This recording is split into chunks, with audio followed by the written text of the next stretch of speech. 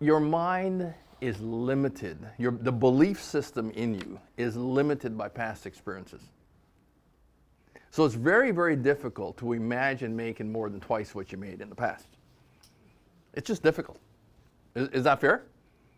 It's difficult to believe. You know, like you could come up with any number, but will you leave here with the belief in your heart, yeah, I can double my income? It's pretty hard to think that. So you got to know what you made last year, and that's why in session 1 I said you got to have all these facts. You know, you got to know what you made. So if somebody made 100 grand, how much an hour do they get paid in a year? What's their hourly rate if they made 100 grand? Based on, you see, everybody in Canada works. The majority of people outside of commissioned people work by the hour, don't they, Jeffrey? So how many people you know that make $50 an hour? And like that work for wages? Yeah. You know a few? Mm. So $50 an hour times 2,000 hours is 100,000.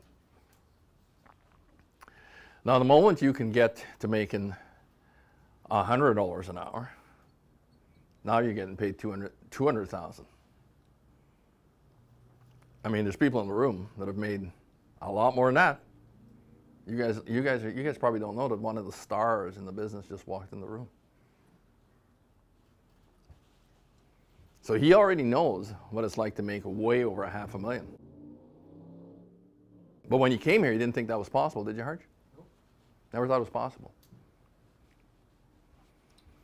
So it takes time to kind of, here's what it takes time to do. Get your belief system in order.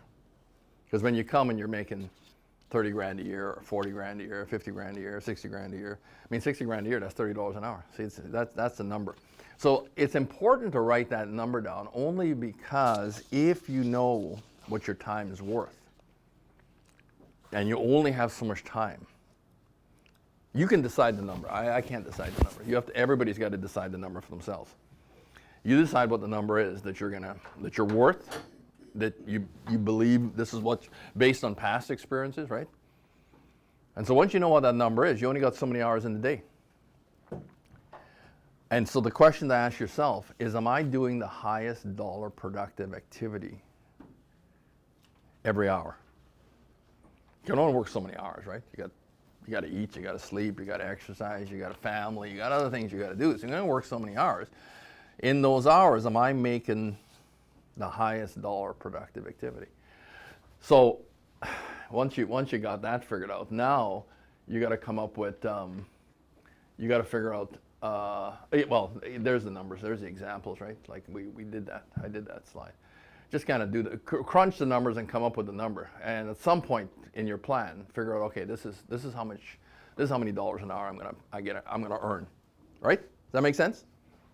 It's a little bit of figuring, but come up with something. Because the moment you come up with something, now you can make a huge decision.